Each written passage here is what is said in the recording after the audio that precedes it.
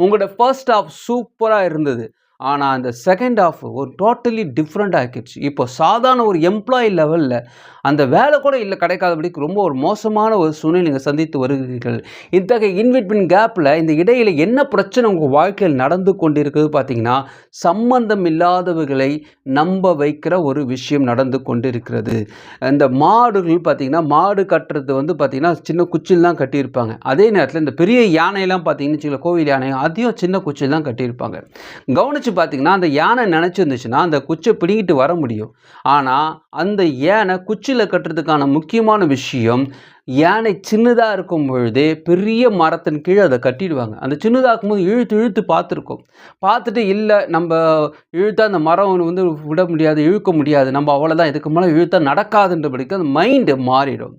அவர்கள் கட்டினது அவ்வளோ பெரிய யானையை அல்ல, அந்த யானையுடைய சிந்தையை கட்டியிருக்காங்க. அதனுடைய மைண்ட சின்ன வயசுலேருந்தே பிராக்டிஸ் பண்ணி இவனால முடியாது, முடியாது, முடியாதுன்ட்டு ஒரு லெவலில் கொண்டு வந்த பிறகு, அதுக்கப்புறமா அந்த மரத்துலலாம் கட்ட தேவையில்ல. சாதாரண குச்சியில கட்டினா கூட அந்த யானை எங்கேயும் போகாது. ஏன்னா நம்ம இழுத்தா வராதுன்ட்டு மைண்டில் செட் ஆனதுனால, மாடுகளோடும், ஆடுகளோடும் இருந்து கொண்டிருக்கிறது.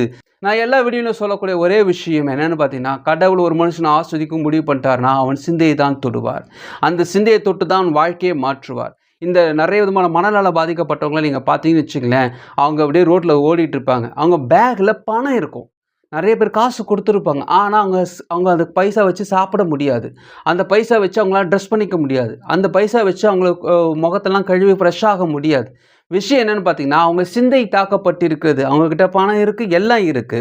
ஆனா, அதை அவங்களுக்கு உணராதபடிக்கு அவங்கள் கண்கள், அதாவது அவங்களோட சிந்தை குருட்டாக்கப்பட்டிருக்கிறது. இதெல்லாம் கடவுள் பார்த்துட்டு தானே இருக்காரு. ஏன் அவர் எனக்கு ஹெல்ப் பண்ணல? ஏன் இத தடுத்து நிறுத்தல? ஏன் இந்த பிரச்சனையிலிருந்து என்ன காப்பாத்தல? இவ்வளோ தூரம் நான் அவமானப்படுற வரைக்கும் அவர் ஏன் வேடிக்கை பார்த்துட்டு இருந்தாரு பார்த்தீங்கன்னா, நமக்கு தெரிஞ்ச வரைக்கும் வேடிக்கை பார்த்ததுக்காக நம்ம நினைச்சிட்டு இருக்கோம். ஆனா, உங்களுக்காக ஒரு கூட்ட தேவ தூதர்களே போராடி கொண்டிருக்கிறார்கள்.